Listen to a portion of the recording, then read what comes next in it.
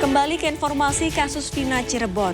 Setelah mantan terpidana kasus pembunuhan Vina dan Eki buka suara, kini muncul seorang pria yang mengaku melihat langsung peristiwa tragis yang menimpa kedua korban pada Agustus 2016 silam. Sementara itu, anak mantan bupati dan wakil bupati Cirebon membantah tuduhan yang menyebut ia sebagai salah satu DPO polisi.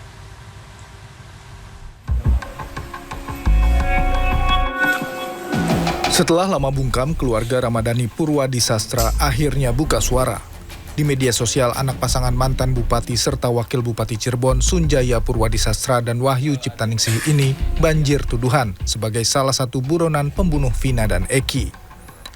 Kamis sore, pemuda asal desa Adidharma, Kecamatan Gunung Jati, Kabupaten Cirebon ini menyebut selain tuduhan, dirinya pun kerap menerima perundungan. Ada orang yang teriak gitu, mungkin ini rada ekstrim ya dia ya, teriak gitu, "Woi pembunuh," kayak gitu loh. "Kalau masih bisa keliaran aja sih kayak gitu, kalau nggak ditangkap sih, lu kok nggak ini sih, lu kok nggak itu sih."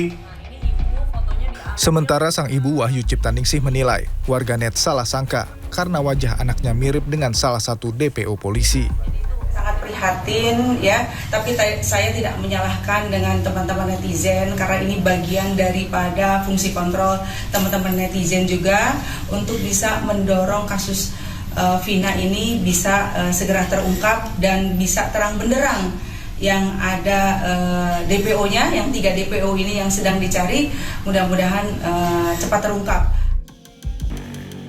Sementara itu, AF, seorang pria warga desa Karangasih, Kecamatan Cikarang Utara, Kabupaten Bekasi, mengaku dirinya menyaksikan langsung peristiwa yang menimpa Vina dan Eki pada Agustus 2016 silam. Pria 30 tahun ini menuturkan, saat itu ia sedang berada di warung dan melihat kedua korban mengenakan jaket sebuah geng motor melintas dengan sepeda motor.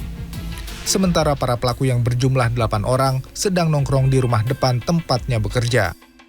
Tetapi AF menyatakan dirinya tidak melihat para pelaku melempari kedua korban dengan batu. Dengan 4 sepeda motor, para pelaku lantas mengejar Vina dan Eki hingga ke Jalan Layang Talun, Desa Kepongpongan, Kabupaten Cirebon. AF menyatakan setelah melihat para pelaku mengejar kedua korban, ia tidak mengetahui kondisi mereka. Sehari setelah kejadian, AF menyebut ia didatangi ayah Eki yang menanyakan kronologi peristiwa itu. AF juga mengaku ia tidak berteman dengan para pelaku, namun mengenali wajah para pelaku serta buronan yang masuk DPO polisi. AF menyatakan ia tidak pernah memberikan kesaksian di pengadilan. Memepet itu ada 4 motor. Sempat juga beredar tuh katanya korban ini kecelakaan ya. Itu bener nggak? Bener apa? Enggak. Emang itu yang abang cerita? Iya, emang itu yang saya lihat. Kebetulan pas kejadian itu kan 2016. Pas kejadian itu 2016 itu nggak lama pas kejadian itu saya melapor gitu. Saya berhubung saya juga takut gitu kan sama pihak keluarga pelakunya gitu kan, bahwa saya yang pelapornya gitu. Akhirnya saya memutuskan buat pulang.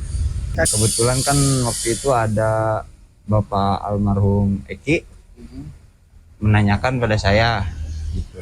Dia menanyakan apakah kamu tahu semalam ada kejadian ribut-ribut di sini. Saya spontan aja saya langsung bilang, "Iya, saya tahu, Pak." "Iya, saya tahu." "Terus kamu tahu pelaku-pelakunya?" "Ya, saya tahu, Pak. Biasa nongkrong di mana?" "Itu, Pak, di depan." Saya begitu. Saya cerita sama Bapak almarhum itu. Dikutip dari okezon.com, Kapolsek Cikarang Utara Kompol Samsono menyatakan, Kamis dini hari 23 Mei, AF diperiksa sebagai saksi di Mapolsek Cikarang Utara selama 5 jam oleh tim penyidik Dirkrimum Polda Jawa Barat.